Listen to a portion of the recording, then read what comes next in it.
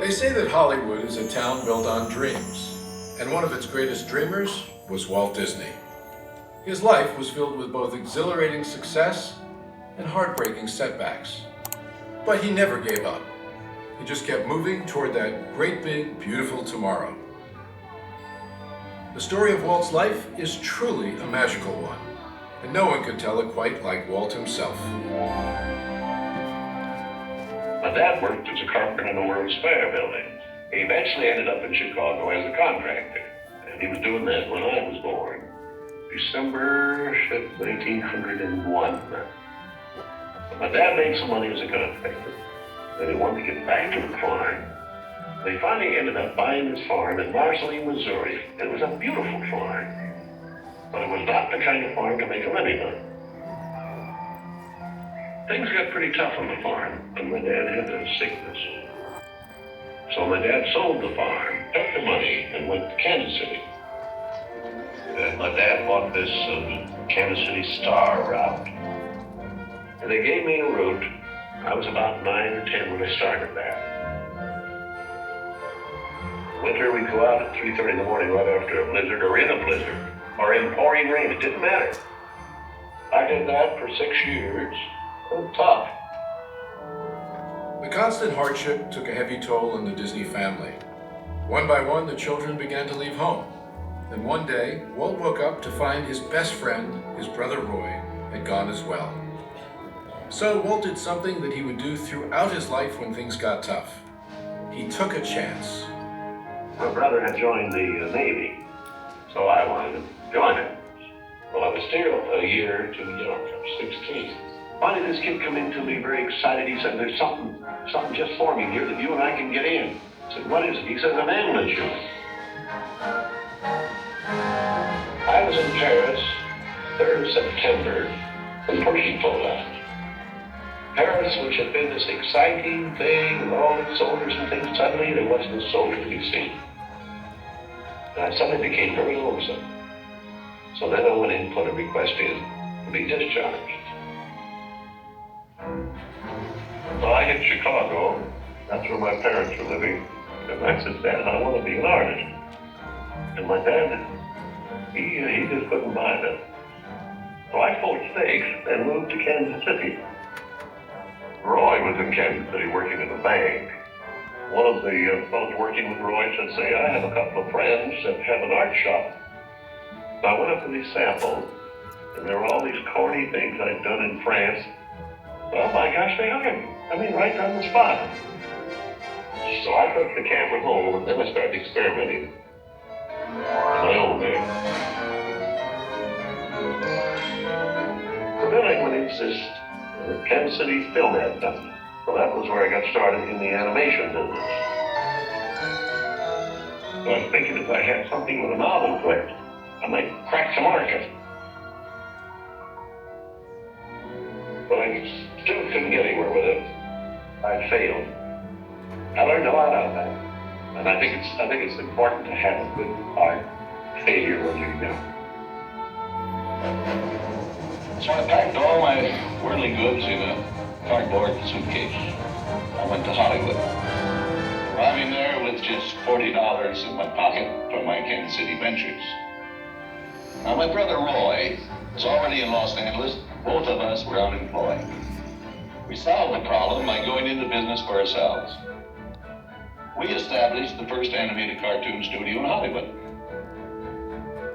Walt's dreams were finally coming true. He had his first big hit, Oswald the Lucky Rabbit.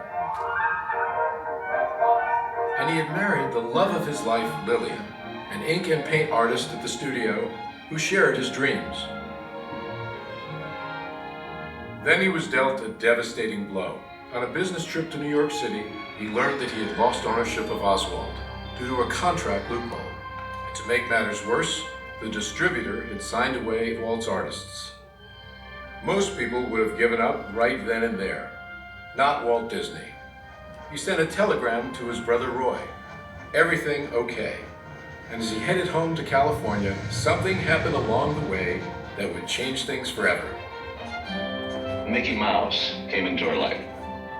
He popped out of my mind onto a drawing pad from a train ride from Manhattan to Hollywood at a time when the business fortunes of my brother Roy and myself were at lowest ebb and disaster seemed right around the corner.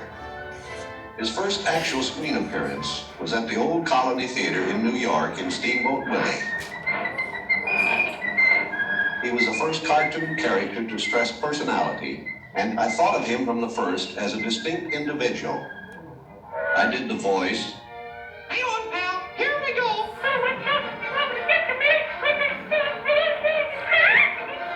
Mickey was simply a little personality assigned to the purposes of laughter.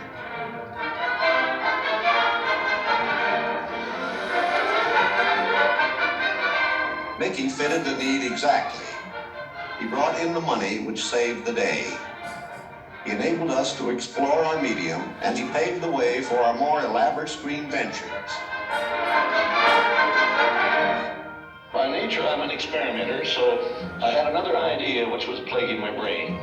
It was the Silly Symphonies. It was a series without a central character.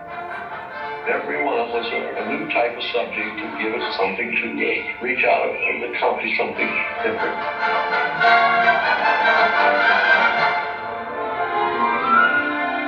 Then we started distributing Mickey Mouse and the Silly Symphonies. It was nip and tuck, get in the mouth. Walt began to push himself and his artists, and when he wasn't working, he was worrying about the future. And then the inevitable happened. In 1931, he had what he called a heck of a breakdown. So he did something unique for Walt Disney. He took time off and took his wife on the first vacation they had ever had. When they returned, he was a new man, filled with ideas for the future.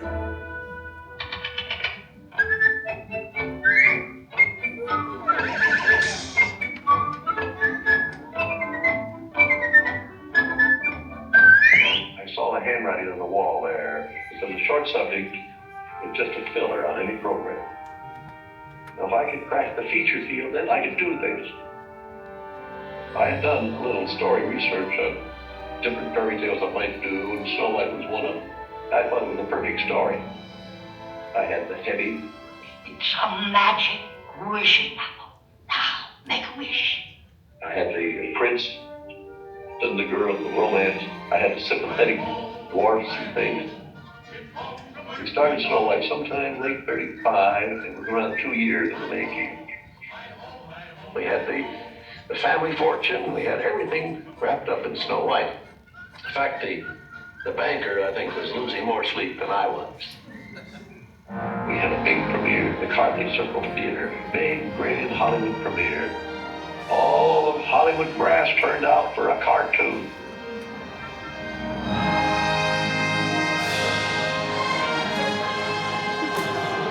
The Danny of Snow White and the Seven Dwarfs is going to be presented as a beautiful statue. Isn't it great, Mr. Ernest? Oh, it's beautiful. Aren't you proud of it, Mr. Disney? Well, I'm so proud I think I'll bust. With the profits of Snow White, I built a studio.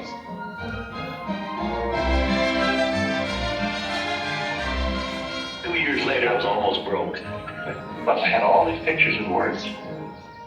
Hello, Kel? You can see there are no things on me. Bambi. Fantasia.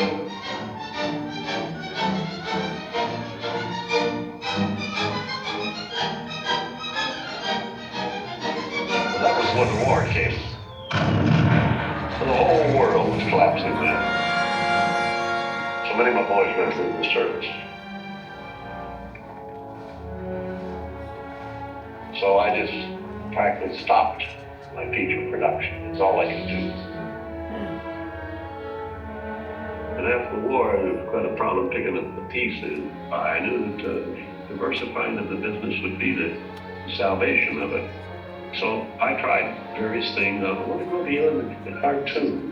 And I thought if I could get into the live end, that there's things I could do. Stand by, engines. Come on, now, come and get him!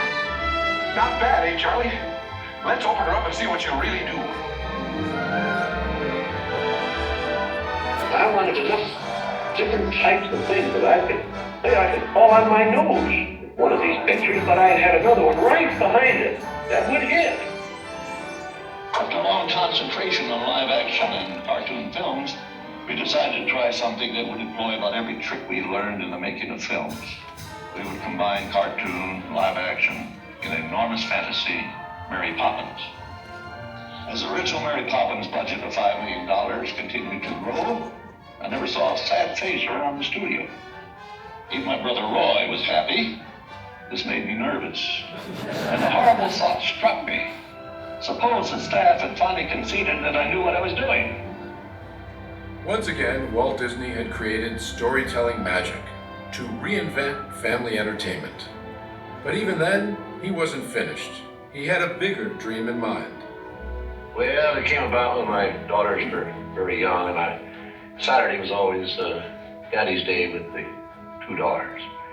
So we'd start out and try to go someplace with, different things, and I would take them to the merry-go-round, and I took them different places, and as I'd sit there while they rode the merry-go-round, did all these things, I felt that there should be something built, some kind of an amusement enterprise built where the parents and the children could have fun together. So that's how Disneyland started. It takes a lot of money to make these dreams come true. And we had everything mortgaged, including my family. I started with many ideas, threw them away, started all over again. Eventually it evolved into what you see today as Disneyland. But it all started from a daddy with two daughters wondering where he could take them, where he could have a little fun with them too.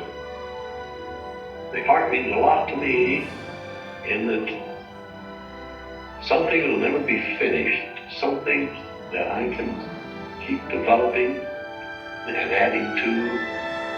Not only can I add things, but even the trees will keep growing. The thing will get more beautiful every year. And I knew that if I did anything like the park, I had to have some kind of a medium like television to let the people know about it. The world is a carousel of color. History, comedy, fantasy. There's drama and mirth.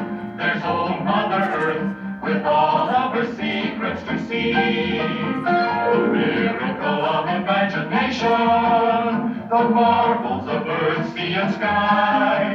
These wonders untold are ours to behold in the funny world, the sunny world, the wonderful world of color. And now your host, Walt Disney. Today, I want to share with you some of our ideas for Disney World. Here in Florida, we have something special we never enjoyed at Disneyland, a blessing of size. There's enough land here to hold all the ideas and plans we can possibly imagine. We know what our goals are. We know what we hope to accomplish. And believe me, it's the most exciting and challenging assignment we've ever tackled at Walt Disney Productions. Throughout his storied career, Walt never gave up, despite the many challenges along the way. For his visionary work, he received hundreds of awards from all corners of the globe, more Academy Awards than any individual in history, and the Presidential Medal of Freedom for a lifetime of inspiring others. He created dreams that live on today for millions around the world. But with all of that, when asked to name his greatest reward, Walt's reply was surprisingly humble. Well, my greatest reward, I think, is that I've been able to build this wonderful organization, and also to have the public appreciate and accept what I've done all these years. That is a great reward. But all individuals are different. I had a brother who I really envied because he was a mailman, but he was the one that had all the fun. He had himself a trailer, and he used to go off and go fishing, and he didn't worry about payrolls, the story. He just had picture grocers or anything, and he was the happy one. I always said he's the smart Disney. You know, I was stopped one day when the little boy asked, "Do you draw Mickey Mouse?" And I had to admit I do not draw anymore. "Well, then you think up all the jokes and ideas." "No," I said, "I don't do that."